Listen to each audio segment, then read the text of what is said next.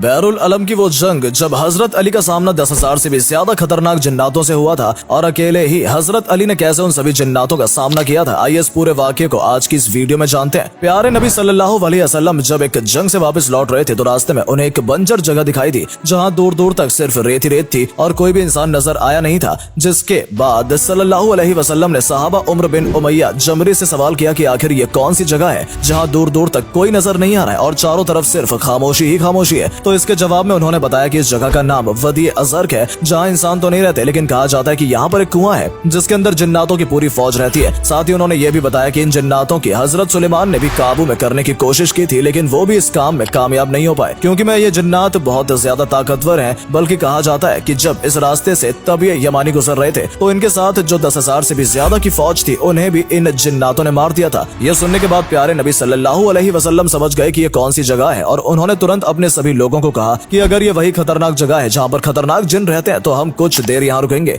और इतना ही नहीं, नबी ने अपने एक सहाबा को कहा कि तुम 10 लोगों के साथ उस कुएं की तरफ जाओगे और वहाँ से पानी निकाल कर लाओगे। अब क्योंकि सल्लल्लाहु अलैहि वसल्लम का हुक्म था तो इसे कोई भी इनकार नहीं कर सकता था, इसलिए 10 लोग कुएं के पास पहुंचे और उन्होंने जैसे बाल्टी कुएं के अंदर डाली तो उस कुएं में से एक जिन बाहर निकला और उसने इतनी तेज से चिल्लाना और आवाज करना शुरू किया कि चारों तरफ आग लगनी शुरू हो गई और जमीन भी थरथराने लगी। ये देखने के बाद सभी सहाबा थोड़े सहमे थे और उनमें से एक सहाबा शहीद भी हो गए। इसके बाद जिब्राइल अलैहिस्सलाम नाजिल हुए और उन्होंने प्यारे नबी सल्लल्लाहु अलैहि वसल्लम से कहा कि उन जिन्नातों से मुकाबला कर पाना कोई आसान काम नहीं है, इसलिए आप अली इब्न तालिब को उस कुएं के पास भेजिए क्योंकि वही है जो इन खतरनाक जिन्नातों का मुकाबला कर सकते हैं। ये सुनने के बाद प्यारे नबी सल्लल्लाहु अलैहि वसल्लम ने हजरत अली को उस कुएं के पास भेजा और साथ ही अल्लाह से दुआ मांगनी शुरू कर दी कि अल्लाह जैसे तुमने हर बार हजरत अली को हर मुसीबत के वक्त में कामयाबी दी है, इस बार भी उन्हें कामयाबी अता फरमाए। जब हजरत अली जैसे उस कुएं के पास पहुंचे तो फिर से वही जिन इस कुएं से बाहर निकला और तेज चिल्लाने लगा, जिसकी वजह से एक बार फिर चारों तरफ आग लगनी शुरू हो गई और जमीन थरथराने लगी। लेकिन हजरत अली ये सब देखकर बिल्कुल भी नहीं डरे और उन्होंने जिनसे कहा कि मैं अली इब्न तालिब हूँ। यह सुनने के बाद जिन ने हजरत अली के ऊपर जोरदार हमला किया, लेकिन हजरत अली बहादुर थे ही। इसके अलावा उनकी बहादुरी को और भी ज्यादा जो चीज बढ़ाती थी वो थी उनकी तलवार, जिसे जुल्फिकार के नाम से जाना जाता है। जिन ने जैसे ही उनके ऊपर हमला किया, हजरत अली ने अपनी तलवार से उस हमले का मुंह तोड़ जवाब दिया और जिन के 2 टुकड़े कर दिए। अब यह देखकर बाकी के सभी जिन बहुत ज्यादा गुस्से में आ गए और कुएं से आग के गोले निकालने शुरू कर दिए।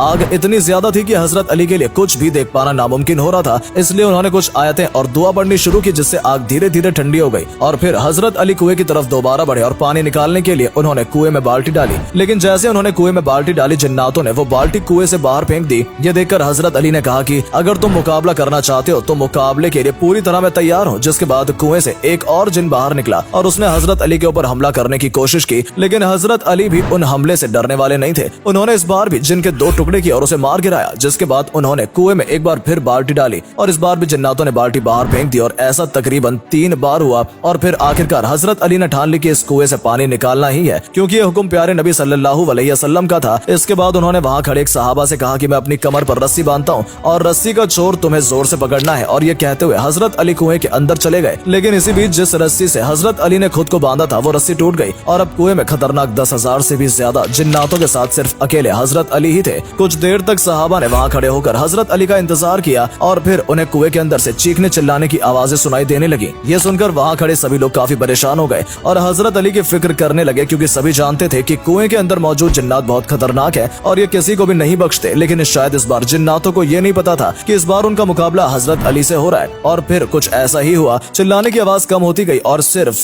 कुएं से एक आवाज गूंजने लगी कि या अली रहम करो और हमें बख्श दो। जिसके जवाब में हजरत अली कह रहे थे कि अगर तुम रहम चाहते हो तो कलमा पढ़ लो और इस्लाम कबूल कर लो। इसके बाद वहाँ मौजूद तकरीबन 10,000 से भी ज्यादा जिन्नातों का कत्ल अकेले हजरत अली ने कर दिया और जो बचे हुए जिन्नात थे उन्होंने इस्लाम कबूल कर लिया। इसके बाद कुएं में एक रस्सी डाली गई और उस रस्सी के जरिए हजरत अली ऊपर आए। दोस्तों, कुएं में मौजूद उन जिन्नातों में से एक जिन्नात जिसका नाम अर्गवान साहिब था, उसे उन सभी जिन्नातों का सरदार बना दिया गया और उसका नाम बदलकर जाफर कर दिया गया। और अल्लाह की शान देखिए, जो जिन्नात पहले ईमान से भटका हुआ था वही जिन्नात जब इमाम हुसैन करबला में लड़ाई लड़ रहे थे तो उनकी मदद के लिए वहाँ गया था। दरअसल जब हजरत अली ने जाफर जिन्नात को कलमा पढ़ाकर मुसलमान बनाया था और वहाँ मौजूद सभी जिन्नात का सरदार बना दिया था तो वो इस बात से काफी खुश हुआ था। लेकिन तभी उसे खबर मिली कि करबला के मैदान में हजरत अली के प्यारे बेटे इमाम हुसैन को दुश्मनों ने चारों तरफ से घेर लिया है। और जैसे उसे ये खबर सुनी वो तुरंत करबला के लिए रवाना हो गया ताकि वो इमाम हुसैन की मदद कर सके। लेकिन जैसे वो करबला के मैदान में पहुंचा, उसकी मुलाकात इमाम हुसैन से हुई तो उन्होंने जाफर जिन की मदद लेने से साफ इनकार कर दिया और उन्होंने कहा कि मैं अपने करीबी लोगों को शहीद होते हुए देख चुका हूँ और मुझे ये समझ में आ गया कि मुझे अपने नाना सल्लल्लाहु अलैहि अलैहि वसल्लम के दीन के लिए ये कुर्बानी देनी होगी। जिसके बाद जाफर जिन वहां से चला गया क्योंकि वो मदद तो करना चाहता था,